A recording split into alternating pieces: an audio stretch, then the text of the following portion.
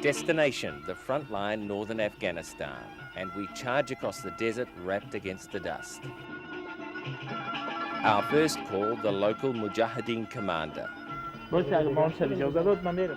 us is Tony Saw, a photographer for Time magazine. A handshake from the commander and we have permission to visit the trenches.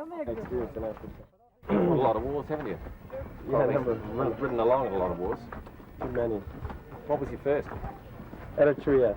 First, though, we have one more river to cross. Camels and horses are not the way I'd prefer it.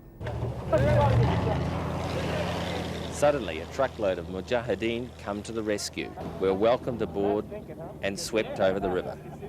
Tony saw a lot of fighting yesterday. He's hoping to get some good shots today on the same part of the line. Many of these men have been fighting for 15 or more years. First the Soviets, now the Taliban. Well, we scored a lucky ride with the truck, as you see, in the Mujahideen. Could have been a lot worse. We would have had to ride a horse knee-deep across the river. But now we've got to go on up to the front, and it's just up this pathway here. You see to the top of the ridge where the people are, the photographer Tony is, that's where the firing line is. Tony has already found a subject. Mujahideen are dragging a 35mm machine gun into position. They decide to give it a test fire. But it's too old and tired. Dating from Soviet times, it jams, typical of the problems the fighters face. One of the weapons, however, definitely is working. But before we get to the top of the ridge, we find another chilling reminder of this war. These are burial mounds of Northern Alliance fighters, buried virtually where they fell, within metres of the front trench. Tony, however, has more immediate problems. He wants a better shot of that machine gun for Time magazine. So whereabouts are the Taliban? Can you explain? Taliban is there. Over there? Yeah, over there, behind under the big tree. And Taliban is now very near, look. So if we can see them, they can see us? Yes.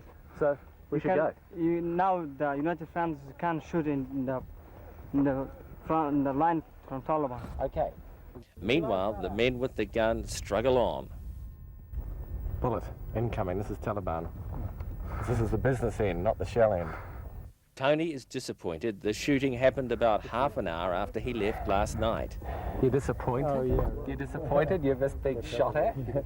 The trenches are only knee-deep, not my idea of a good place to be. Truth is, though, that this part of the front line is relatively quiet. Still, we stay in the trench as Tony ventures out onto the ridge for that extra shot. I'm really more interested in photographing, making photographs that will sustain history, will live on a number of years beyond the news pages next week or 2 weeks from now. That really doesn't interest me very much. Because watching you heading for the front, it was like trying to follow an express train. You know, it was as if you were completely on the hot story and nothing was going to stop you. You mean coming up here today? Yeah. Well, I was up here yesterday, so I know the terrain and I basically know where the Taliban is. Well, what is it about war that draws you to it? What interests me, war, of course, is one of the extreme examples of our life, and that it unfortunately exists in this day and age. And what's interesting here is you have elements of war that were here maybe even before World War I, such as this gun that was just being pulled up. Finally, the ancient gun goes off, hitting who knows what. And Tony, troubleshooter for Time, is already thinking of his own next tactic. It's very quiet up here. So what's your best bet? The moment it looks like they hit Kabul last night on the front lines down there. You're going to go to Kabul? It could be that would be the place to be. Could be. And he's gone, looking for new conflict, leaving behind those who are still alive and those who are about to die.